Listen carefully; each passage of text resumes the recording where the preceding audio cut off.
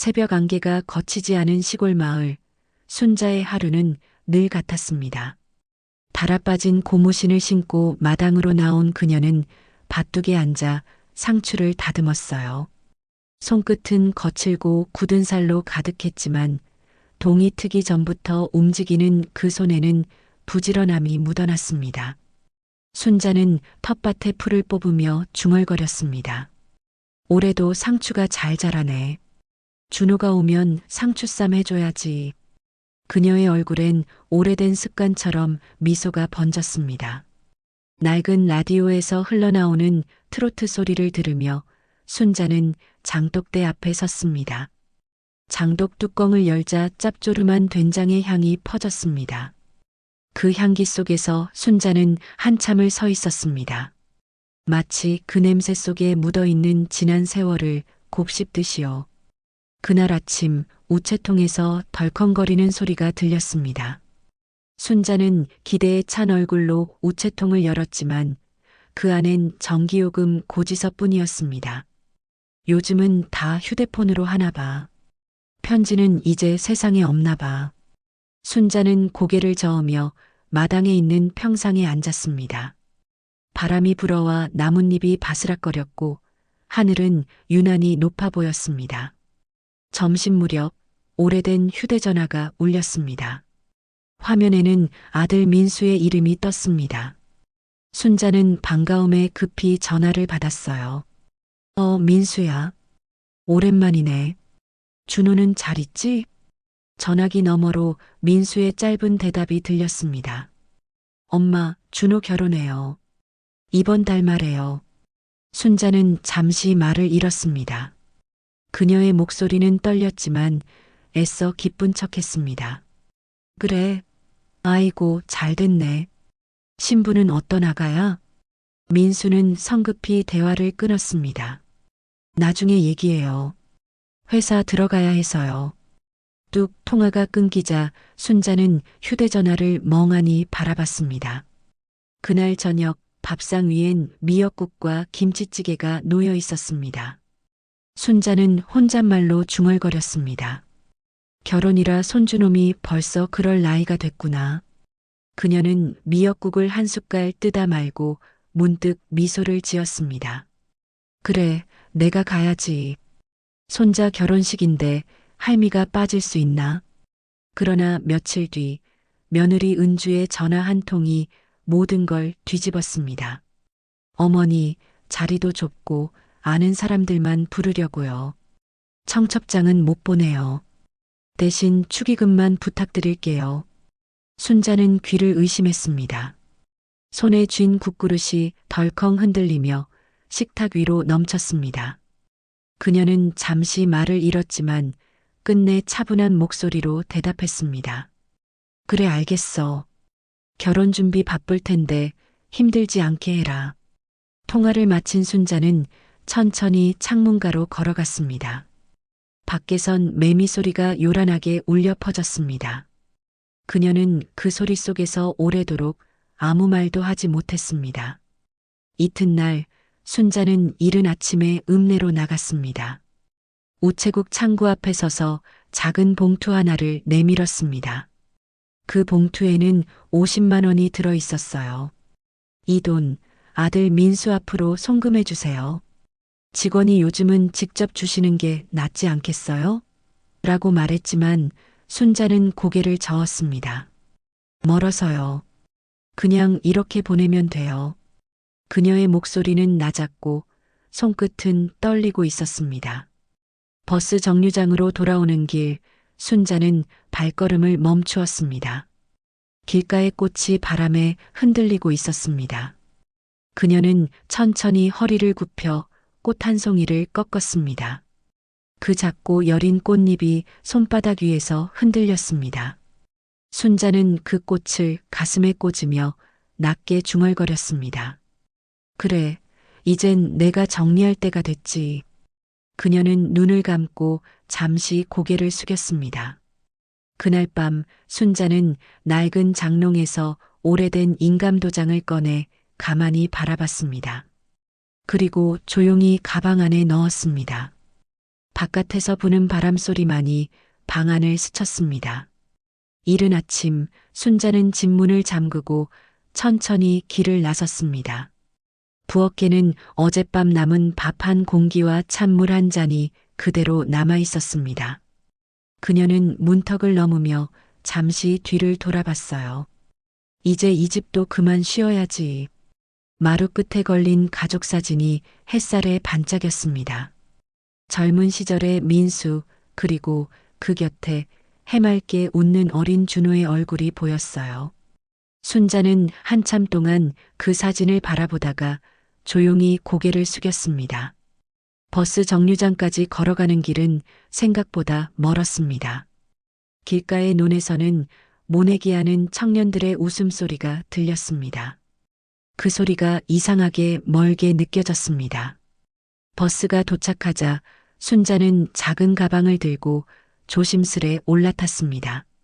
버스 안은 한산했고 기사 옆자리에는 할아버지 한 분이 꾸벅꾸벅 졸고 있었습니다. 순자는 창밖을 바라보며 생각에 잠겼습니다.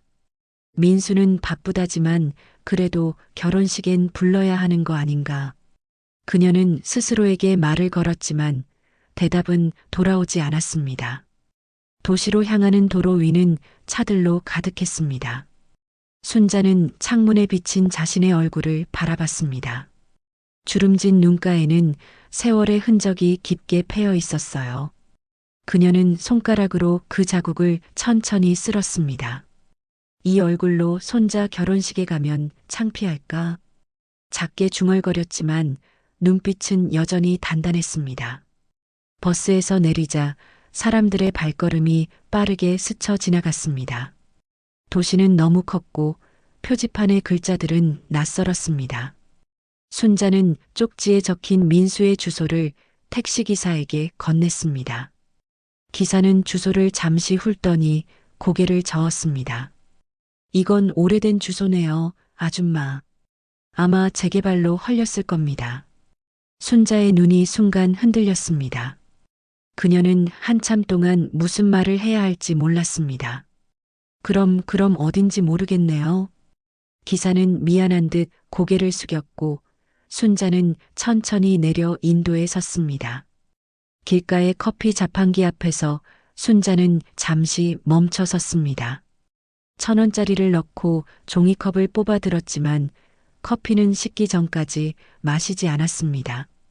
바쁜 인파 속에서 부모와 통화하는 젊은 부부의 웃음소리가 들렸습니다. 그녀는 그 모습을 한참 바라보다가 허공을 향해 낮게 웃었습니다. 참 좋을 나이지, 저럴 땐. 그 미소는 이내 사라졌습니다. 그때 등 뒤에서 익숙한 목소리가 들렸습니다. 순자 아냐? 너 여기 웬일이야? 순자가 돌아보니 젊은 시절 이웃이었던 경자가 서 있었습니다. 경자는 반가워하며 손을 잡았지만 곧 얼굴이 굳었습니다. 아직도 혼자 지내? 민수는 효자라더니 요즘은 안 오나 보네. 순자는 잠시 웃었지만 눈동자가 흔들렸습니다. 바쁘대. 다 자기 살기 바쁘지 뭐. 경자는 한숨을 내쉬며 고개를 저었습니다. 요즘은 부모 찾아오는 자식도 드물다니까. 세상이 변했어. 순자는 아무 대답도 하지 못했습니다. 커피를 다 마신 그녀는 버스 터미널로 걸어갔습니다. 도시의 소음이 뒤로 멀어지자 마음속이 조금은 가벼워졌습니다. 마을로 돌아가는 버스를 기다리며 그녀는 결심한 듯 손가방을 꼭 쥐었습니다. 이제 됐어. 나도 내 갈 길을 가야지. 그녀는 천천히 눈을 감고 머릿속으로 오래된 밭과 집을 떠올렸습니다. 버스가 도착하자 순자는 조용히 올라탔습니다. 차창 너머로 스쳐 지나가는 도시의 불빛이 마치 멀어져가는 인연처럼 희미하게 흩어졌습니다. 며칠이 지나도록 순자의 집은 고요했습니다. 마을 사람들은 처음엔 병이 난 줄 알고 문 앞까지 찾아왔지만 인기척은 없었습니다. 이장박 노인은 문틈으로 안을 들여다보다가 이상한 낌새를 느꼈습니다. 방 안은 깨끗하게 정리되어 있었고 장롱 위에는 먼지 한 톨 없었습니다. 그녀가 늘 걸어두던 낡은 앞치마도 없었고 식탁 위엔 반찬통 하나만 남아 있었습니다. 뚜껑을 열자 며칠 전 만든 멸치볶음이 차갑게 굳어 있었습니다. 그 옆에는 손으로 쓴 메모 한 장이 놓여 있었어요. 준호야, 내 결혼 진심으로 축하한다. 행복해야 한다. 짧은 문장이었지만 그 글씨는 떨리고 끊겨 있었습니다. 이장은 한숨을 내쉬며 그 쪽지를 주머니에 넣었습니다. 마을 사람들은 순자가 요양원으로 들어갔을 거라고 수군거렸습니다. 누군가는 도시 친척이 데려간 것 같다고 했고 또 다른 이는 홀로 살기 힘드니 이사 갔겠지라고 말했습니다. 하지만 아무도 정확한 소식을 알지 못했습니다. 주민센터에 문의한 결과 그녀의 이름으로 된 요양원 입소 기록은 어디에도 없었습니다. 며칠 후 그 이야기는 민수의 귀에도 들어갔습니다.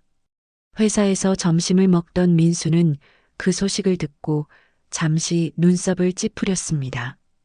갑자기 사라졌다니 나이 드니 치매라도 온 건가. 그는 대수롭지 않게 중얼거리고 식탁에 놓인 휴대전화를 흘끗 봤습니다.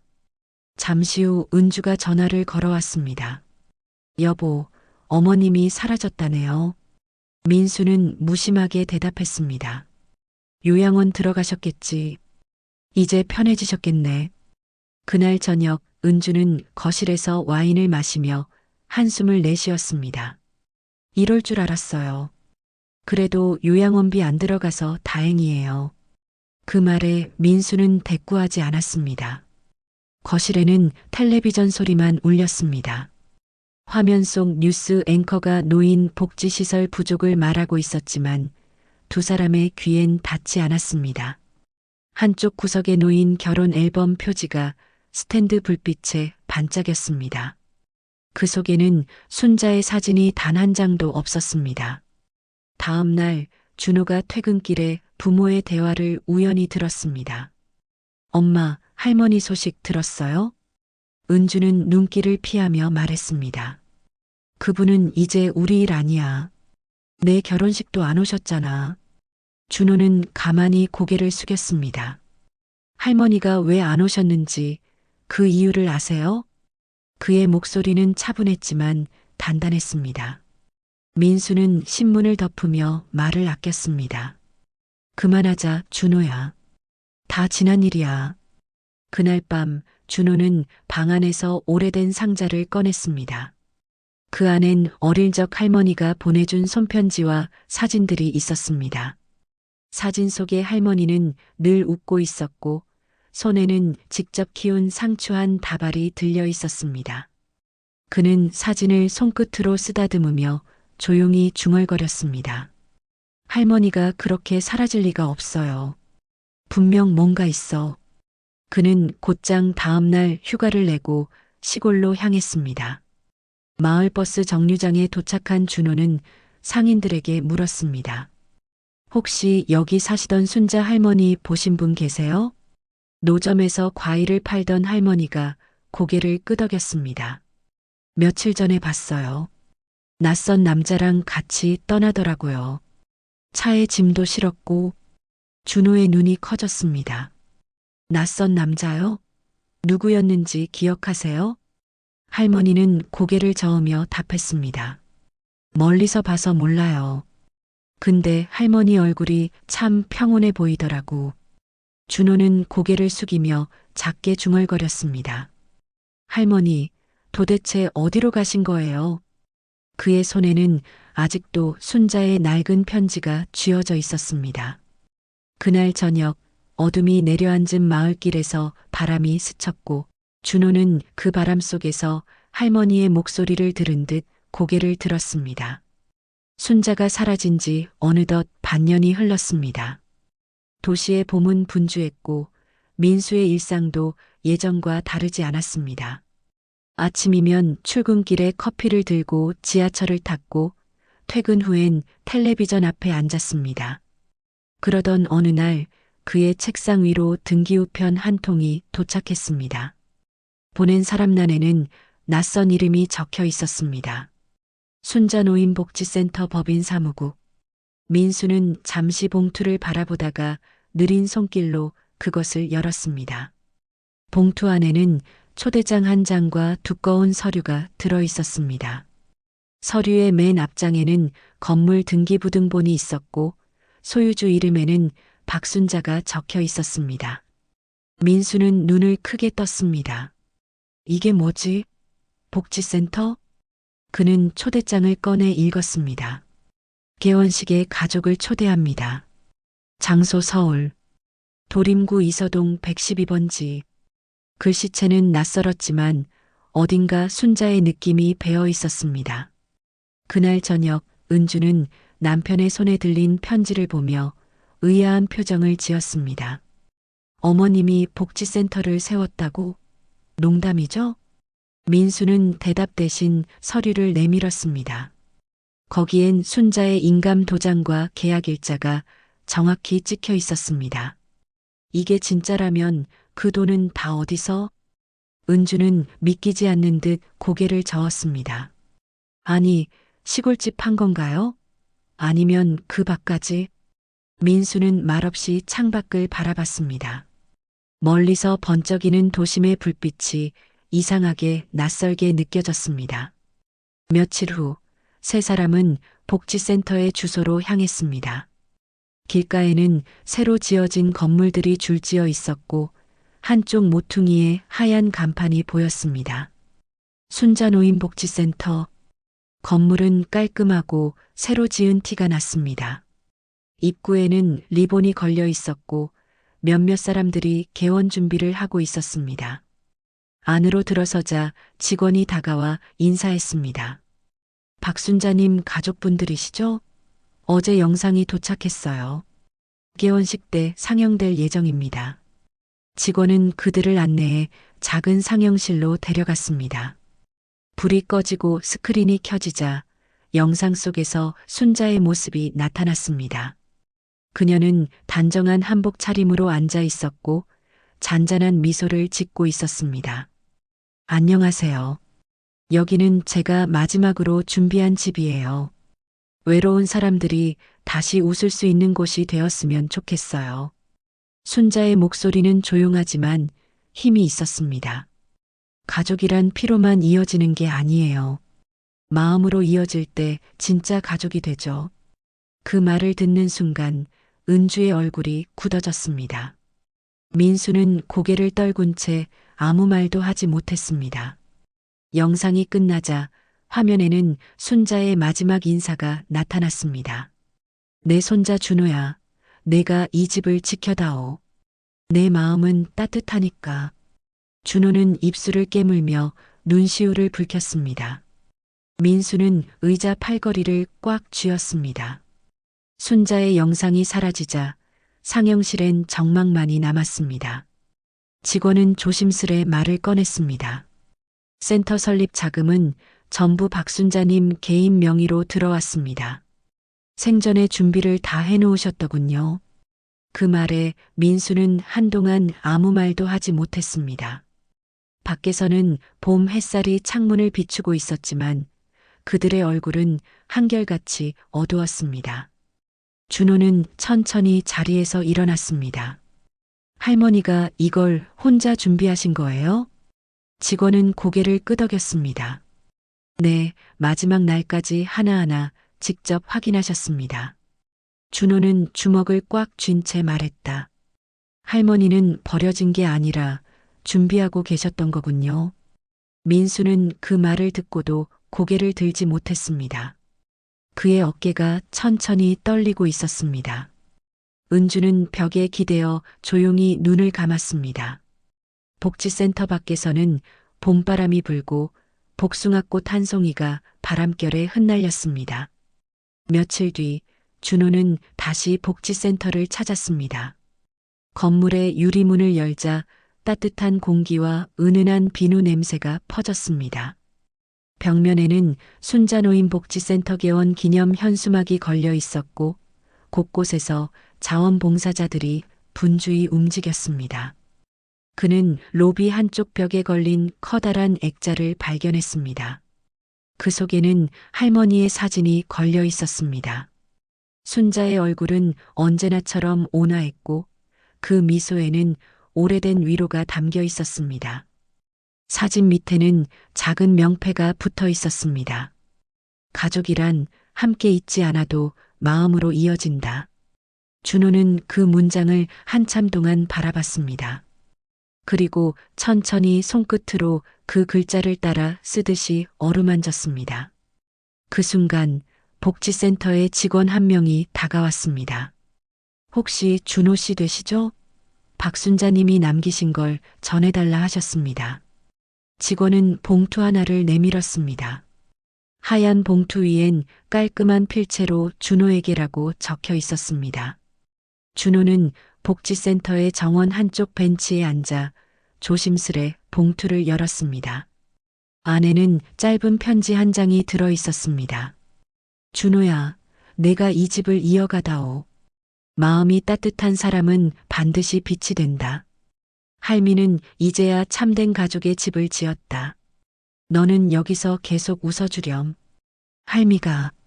글씨는 단정했지만 몇몇 글자는 번져 있었습니다. 준호는 그 편지를 가슴에 꼭 끌어안았습니다. 눈물이 뺨을 타고 흘렀지만 그의 표정은 이상하게도 평온했습니다. 그날 오후 준호는 부모를 복지센터로 초대했습니다. 은주는 낯선 장소에 들어서며 불편한 표정을 지었고 민수는 말없이 걸음을 옮겼습니다. 로비 한가운데엔 순자의 사진이 걸려 있었고 그 앞에는 사람들이 헌화를 하고 있었습니다. 준호는 부모에게 봉투를 내밀었습니다. 할머니가 남기신 편지예요. 민수는 떨리는 손으로 편지를 펼쳤습니다. 한 줄 한 줄 읽어 내려갈수록 그의 눈동자가 흔들렸습니다. 은주는 옆에서 조용히 숨을 삼켰습니다. 편지의 마지막 문장을 읽는 순간 민수의 손에서 종이가 미끄러졌습니다. 가족은 마음으로 이어진다. 그는 그 말을 중얼거리며 고개를 숙였습니다. 은주는 두 손으로 입을 가린 채 눈을 감았습니다. 그녀의 어깨가 서서히 떨렸습니다. 준호는 그런 부모를 조용히 바라보았습니다. 이건 벌이 아니에요. 할머니는 그냥 우리가 서로 잊지 않길 바라셨던 것 같아요. 그의 목소리는 단단했지만 따뜻했습니다.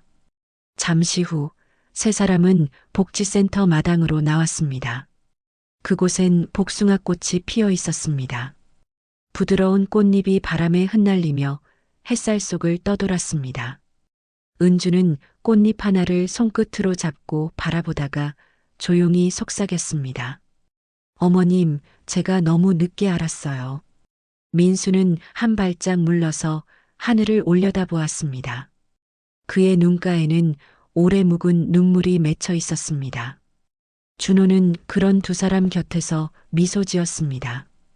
그날의 바람은 포근했고 그 바람 속에 마치 순자의 목소리가 섞여 있는 듯 했습니다. 그래, 이제야 가족이 됐구나.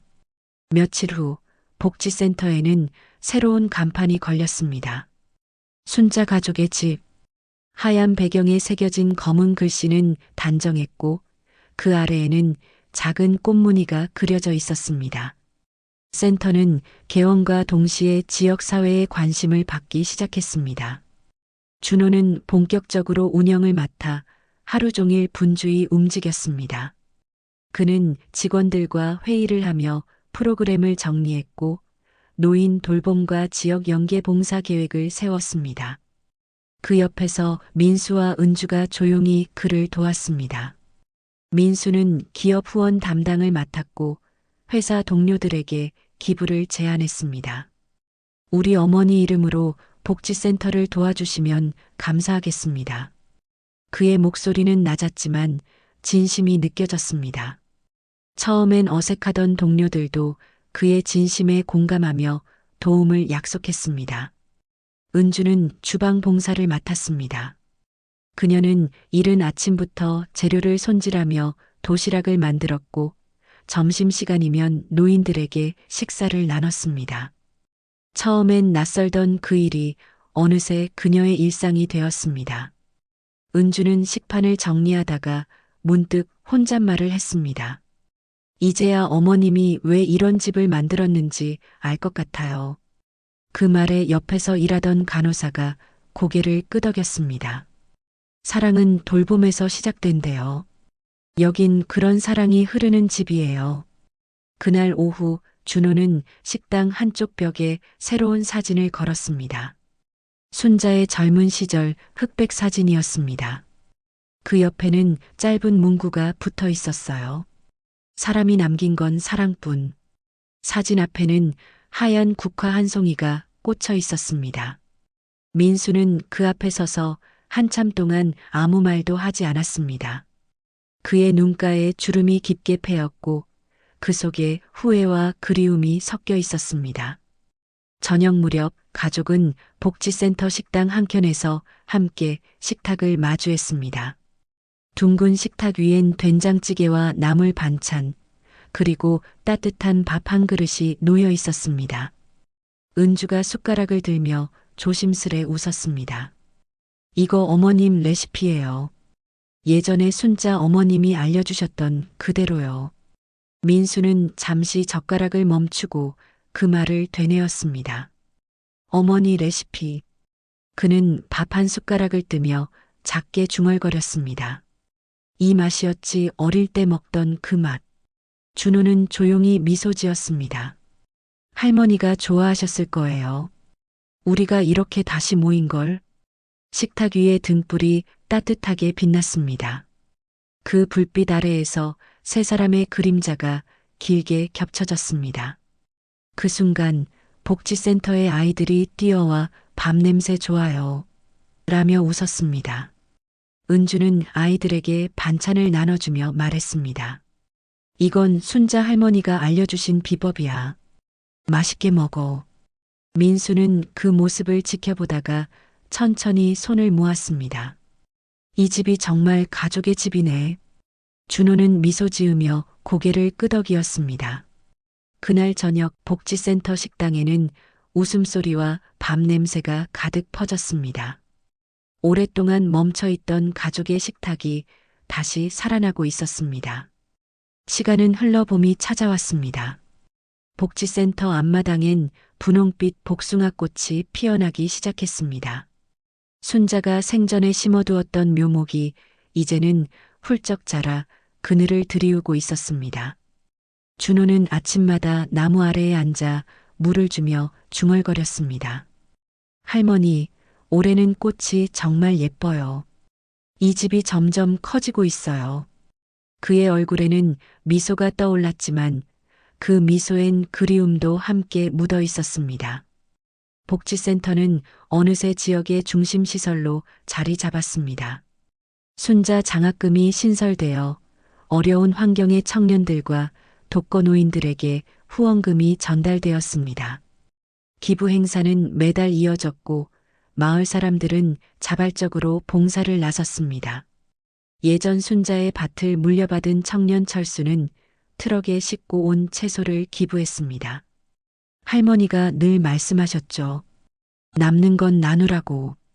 그 말에 준호는 고개를 끄덕이며 감사를 전했습니다. 은주는 여전히 주방에서 봉사를 이어가고 있었습니다. 그녀의 손길은 이제 익숙했고 사람들은 은주 씨 음식이 제일 맛있다고 칭찬했습니다. 그녀는 수줍게 웃으며 대답했습니다. 어머님한테 배운 거예요. 그분이 요리는 정성으로 하는 거라셨죠. 민수는 복지센터 사무실에서 기업 후원 보고서를 작성하고 있었습니다. 그의 책상 한켠엔 순자의 사진이 놓여 있었습니다. 그는 잠시 그 사진을 바라보다가 미소 지었습니다. 이제야 조금은 갚아드리는 기분이네요, 어머니. 그날 오후 복지센터에서는 작은 후원 행사가 열렸습니다. 무대 위에는 순자 가족의 집 1주년 기념식이라는 현수막이 걸려 있었습니다. 민수가 연단에 올라 마이크를 잡았습니다. 그의 목소리는 낮지만 단단했습니다. 어머니는 늘 말씀하셨습니다. 사람은 떠나도 마음은 남는다고요. 이곳은 그 마음이 머무는 집이 되었습니다. 앞으로도 그 뜻을 이어가겠습니다. 청중석에서는 박수가 터져 나왔고 사람들의 얼굴엔 따뜻한 미소가 번졌습니다. 은주는 눈시울을 붉히며 그 모습을 바라봤습니다. 행사가 끝난 후 복지센터 앞마당에 순자의 동상이 세워졌습니다. 두 손을 모은 모습의 청동상 아래에는 짧은 문장이 새겨져 있었습니다. 가족은 피보다 마음으로 이어진다. 준호는 그 글귀를 바라보며 손끝으로 천천히 닦아냈습니다. 그의 눈가에 눈물이 맺혔지만 표정은 평온했습니다. 민수와 은주가 그 옆에 다가왔습니다. 세 사람은 나란히 서서 하늘을 올려다보았습니다. 복숭아 꽃잎이 바람에 흩날리며 세 사람의 어깨 위로 떨어졌습니다. 그날의 하늘은 맑았고 따뜻한 햇살이 세 사람의 얼굴을 부드럽게 감싸주었습니다. 봄이 깊어가던 어느 날 복지센터의 정원은 분홍빛으로 물들었습니다. 복숭아꽃이 만개의 바람이 불 때마다 꽃잎이 흩날렸습니다. 햇살은 부드럽게 내리쬐었고 그 아래에서 노인들이 벤치에 앉아 담소를 나누고 있었습니다.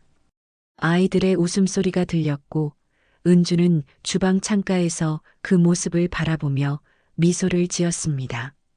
창문을 열자 바람 속에 복숭아 향이 실려 들어왔습니다. 그녀는 조용히 눈을 감고 속삭였습니다. 어머님, 정말 따뜻한 봄이에요. 이 집이 어머님 덕분에 이렇게 살아 숨쉬고 있어요. 그 시각 준호는 마당의 복숭아 나무 아래에 앉아 있었습니다. 그는 품속에서 작은 노트를 꺼냈습니다. 그 노트는 순자가 생전에 쓰던 메모장이었습니다. 페이지를 넘기자 삐뚤빼뚤한 글씨가 보였습니다. 준호야, 인생은 혼자 가는 길 같지만 결국 마음이 닿는 사람이 곁에 있단다. 준호는 미소를 지으며 하늘을 올려다봤습니다. 할머니, 이제 정말 알아요. 가족은 피보다 마음으로 이어진다는 거. 민수는 복지센터 현관 앞 벤치에 앉아 조용히 신문을 읽고 있었습니다. 그의 옆자리에는 도시락 하나가 놓여 있었습니다. 은주가 직접 싸온 점심이었습니다. 그는 뚜껑을 열고 한 숟가락 떠먹으며 혼잣말을 했습니다. 이제야 어머니 밥맛이 뭔지 알겠네. 그의 얼굴엔 오랜 세월 묵은 미안함이 조금씩 녹아내리고 있었습니다. 정원 한편에서는 아이들이 뛰어놀며 꽃잎을 잡고 있었습니다. 아이들이 웃는 소리를 들으며 노인들도 손뼉을 쳤습니다. 복지센터에는 평화로운 기운이 가득했습니다. 그 한가운데 순자의 동상 아래에는 하얀 편지 봉투가 놓여 있었습니다. 누군가가 두고 간 듯 조심스러운 필체로 이렇게 적혀 있었습니다. 이제야 진짜 가족이 되었구나. 고맙다. 그 아래엔 익숙한 이름, 순자가 적혀 있었습니다. 준호는 편지를 들고 미소를 지었습니다. 그의 눈가에 눈물이 맺혔지만 그 눈물은 따뜻했습니다. 그는 복숭아 나무 앞에 무릎을 꿇고 조용히 고개를 숙였습니다. 고맙습니다, 할머니. 덕분에 우리 모두 다시 시작할 수 있었어요. 바람이 불자 복숭아 꽃잎이 하늘로 흩날렸습니다. 그 꽃잎은 마치 순자가 웃으며 그들을 바라보는 듯 했습니다. 하늘은 눈부시게 맑았고 복지센터 현판 위 글씨가 햇빛에 반짝였습니다. 순자 가족의 집. 그 이름은 바람 속에서도 흔들리지 않았습니다. 그리고 그날 복숭아꽃 향기 속에서 이야기는 조용히 끝났습니다.